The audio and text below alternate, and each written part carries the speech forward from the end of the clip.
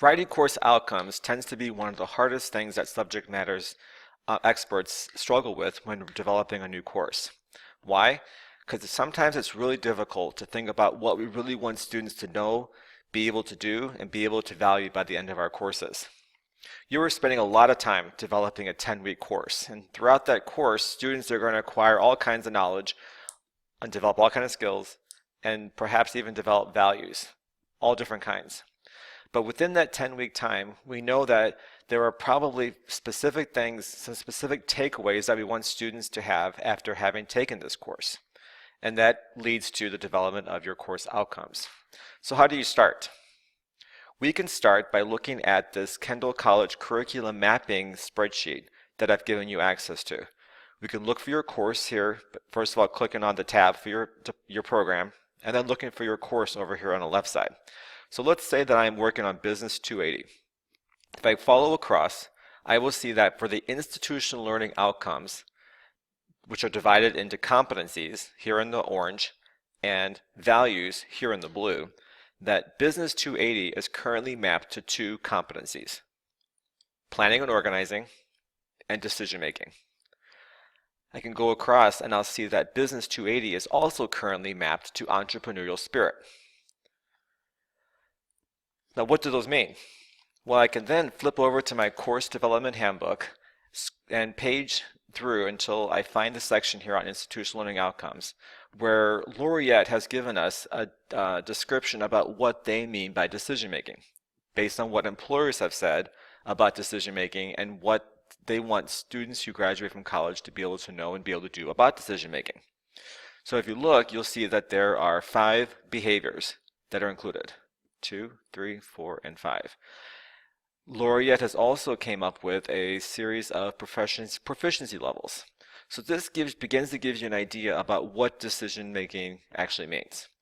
However, what you have to do is think about, as a subject matter expert, how does a person in the profession, in this case of business, use decision making? Furthermore, how do they use decision making as they apply the knowledge and skills that you're developing in this course? So let's take an example of two course outcomes. I've written A, define risk assessment, and B, explain with evidence the risk opportunities included in a business case. So both of these were intended to speak to the same thing, but look at the difference. This course outcome here, which just says define risk assessment, is pretty low level. And probably when we define risk assessment, we'll do that with students one time probably in the course, perhaps in week 1 or week 2. And then we won't focus on the definition anymore throughout the rest of the course. Instead, we want to create opportunities for students to apply what they've learned about what a risk assessment is. Instead, a better course outcome would be explain with evidence the risk opportunities included in a business case. Now, why this makes this a better course outcome is, one, it's overarching. It's one of those things that students are going to work on throughout the course. And it's one of the big takeaways that I think would be important if I were developing Business 280, which is a course on business case development.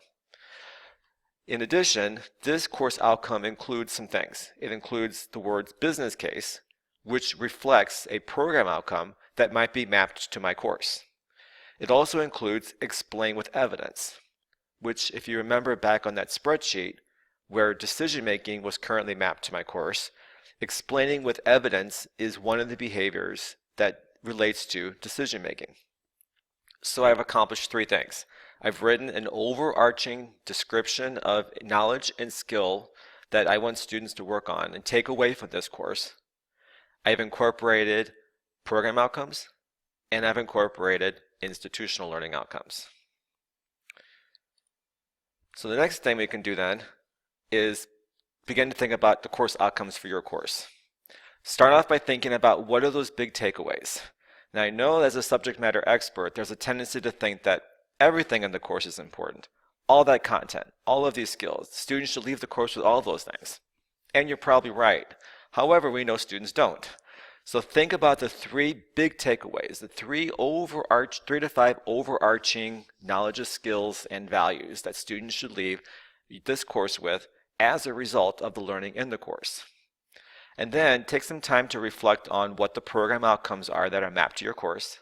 Have a conversation with your dean or other faculty members in your department to understand what those program outcomes are and how your course contributes to the development of those program outcomes. And then review which of the institutional learning outcomes, both competencies and values, are currently mapped to your course. And then see how those are all related. And then what you're going to end up then with are your 3 to 5 course outcomes. We want to write our course outcomes to also be student-centered. So it's not what is it that instructors are going to do in the course. Course outcomes describe what students are going to know, be able to do, and value as a result of the course. We want course outcomes to be measurable. Think about what would be the opportunities that you'll have in the course to be able to observe students applying that knowledge or using those skills or showing a disposition towards the values that you've identified. Now, while you're not going to measure your course outcomes directly, you are going to be writing perhaps 2 to 3 learning objectives every single week in the term. And you're going to measure those learning objectives through your assessments, such as discussion boards, writing assignments, activities that you plan for the class. Multiple ways for assessing. If you had 2 to 3 learning objectives throughout the entire course, you would ultimately have, after a 10-week course, 20 to 30 learning objectives. If I took all those learning objectives and I put them into a basket, each basket representing one of my course outcomes, I should perhaps equitably distribute all of those learning objectives into those 3 to 5 baskets. If for some reason all of my learning objectives would fall in one basket or 2 baskets and not so much in the other ones, then I probably really haven't identified the correct course outcomes, or I haven't identified course outcomes that are overarching for the course, meaning that I'm going to be providing opportunities for students throughout the course to be learning about that skill, learning about that knowledge, applying that knowledge and those skills. Keep in mind, we want them to be overarching. We want them to be the big ideas, the big takeaways. And we want them to reflect the program outcomes and the institutional learning outcomes that have been mapped to your course. And then finally, keep in mind that we want those course outcomes to be results of what you have planned or what you're going to be planning for the course.